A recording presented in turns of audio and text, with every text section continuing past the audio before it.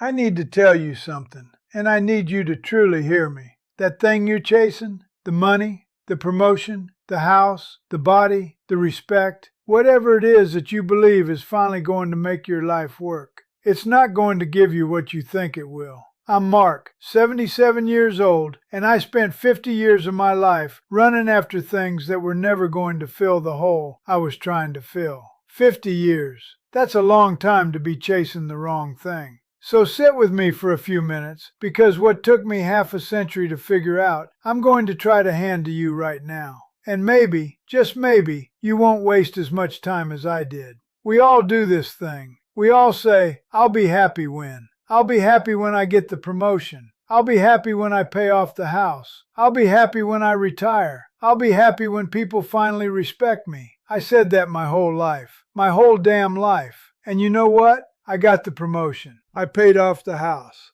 I retired. People respect me, I think. I don't know. At 77, you stop keeping track. But here's what nobody tells you. When you get the thing, there's always another thing.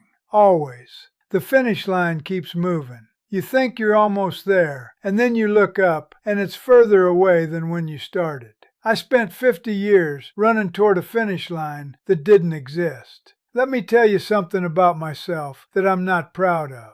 I grew up poor. Not starving poor, but poor enough to feel it. My father worked at a factory his entire life. Came home exhausted every night, hands all beaten up. And people still looked at him like he was nothing, like he didn't count. I watched that. I was maybe 10, 11 years old, and I watched how people treated my father. And something inside me said, that's not going to be me. I'm going to be somebody. I'm going to make people respect me. So that's what I did. I worked. Lord, I worked. 60, 70 hours a week sometimes. Missed my kids growing up.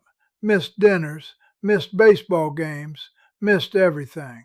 But I was building something. I was becoming somebody. By 52, I was a vice president, corner office. People called me sir. My name was on the door. And you know what? I felt nothing. I mean, not nothing. I felt, I don't know how to describe it, empty. Like I had climbed all the way up this mountain, and when I got to the top, there was nothing there. Just another mountain. I remember sitting in that corner office, door closed, looking out the window thinking, this is it. This is what I gave up everything for. Took me another 20 years to understand what had happened. 20 years. I'm a slow learner, I suppose. Here's what I finally worked out. I wasn't chasing money. I wasn't chasing titles. I wasn't even chasing respect. Not really. I was chasing a feeling. I wanted to feel like I was enough, like I mattered, like I was worthy of being here. That's what I was really after. And I thought, if I just achieved enough, if I just climbed high enough, I'd finally feel it.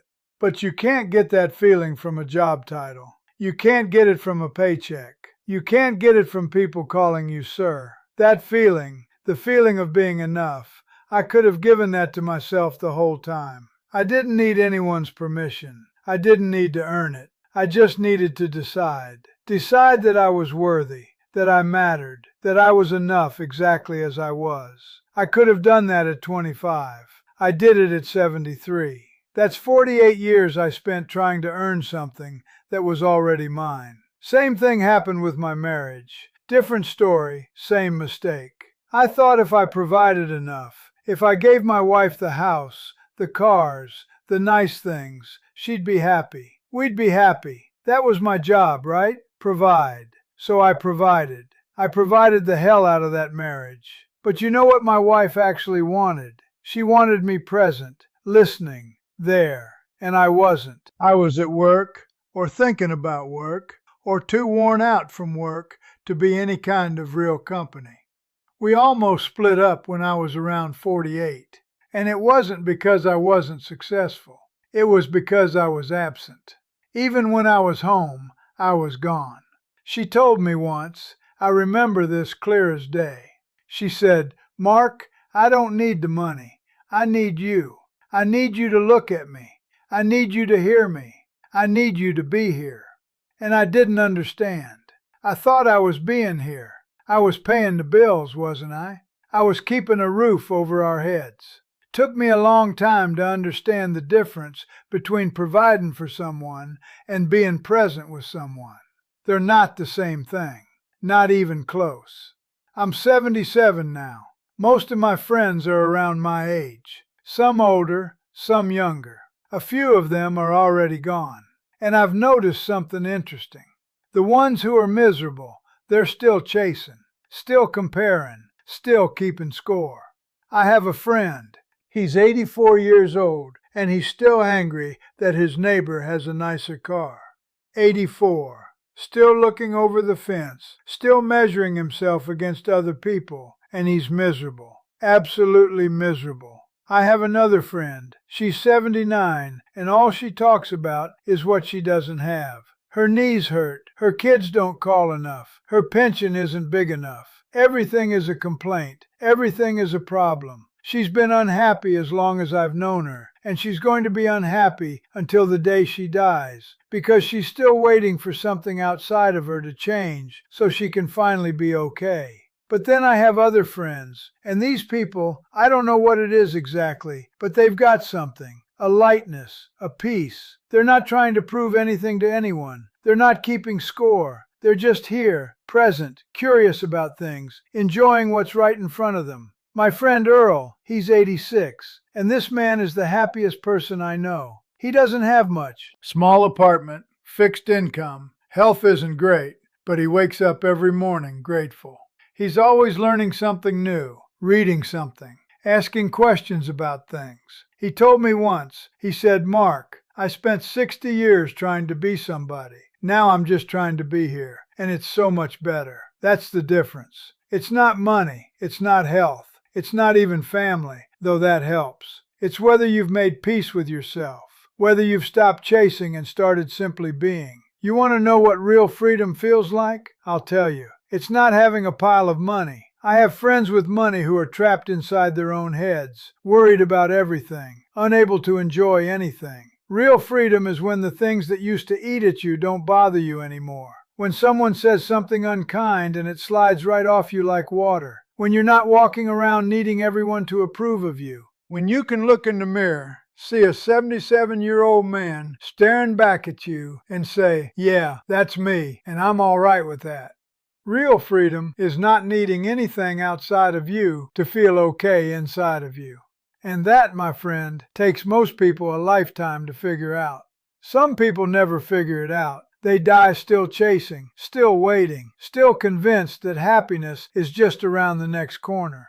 Here's the trap, and I want you to really grasp this. You think once you get the thing, you'll finally be satisfied. But you won't. There's always another thing. I paid off my house when I was 58. Thought I'd feel free. Thought I'd finally be able to breathe. You know what happened? I started worrying about the next thing. Retirement savings, healthcare costs. What if the market crashes? What if this? What if that? The fear didn't disappear when my circumstances improved. The fear just found something new to attach itself to. And that's when I realized something important. The fear doesn't leave when your life gets better. The fear leaves when you change. When you decide you're not going to let it run your life anymore. When you decide that you're okay right now, today, regardless of what tomorrow brings. That's an inside job. No amount of money can do that for you. No achievement, no relationship. It's something you have to do yourself. Everything I thought I wanted, the title, the money, the house, the respect, I didn't actually want those things.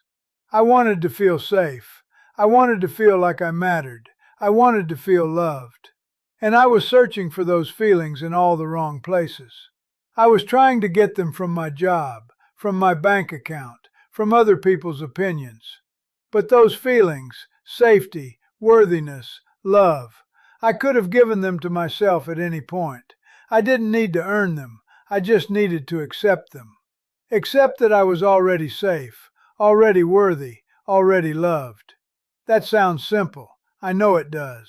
But it took me 50 years to really absorb it, and I'm still working on it. Honestly, 77 years old, and I'm still practicing. Young people think happiness is waiting at the finish line. I thought that too. But there is no finish line. You get one thing, there's another thing. You solve one problem, another one appears. That's just life. That's how it works. So if you're holding out until everything is perfect to be happy, you're going to wait forever, because it's never going to be perfect. Something's always going to be off. Something's always going to be missing. The journey is the destination. I heard someone say that once and I didn't understand it. Now I do. This is it. Right here, right now. This is your life. Not when you get the promotion. Not when you find the right person. Not when you clear the debt. Now. If you can't find some peace on the way to where you're going, you're not going to find it when you arrive either. I promise you that. I've been there. The arrival doesn't feel the way you imagine it's going to feel. So here's what I want you to take from all of this. Stop waiting. Stop telling yourself, I'll be happy when. That's a lie. I believed that lie for 50 years, and all it gave me was 50 years of postponed living. Whatever you think you need to be happy, you don't need it. What you need is to decide you're enough right now, today, with everything exactly as it is. You're enough. You hear me? You're already enough. You don't have to prove it. You don't have to earn it. You just have to accept it. I'm 77 years old. I've made a lot of mistakes. I've chased a lot of wrong things. I've let a lot of time slip by. But the one thing I know for certain is this. Everything you're looking for is already inside you. You just have to stop running long enough to notice. If this meant something to you, pass it along to somebody who's grinding themselves down, chasing something that's never going to make them whole. And tell me in the comments, what's your I'll be happy when? What are you waiting for? What would change if you just decided you were enough right now? Subscribe if you want more conversations like this one.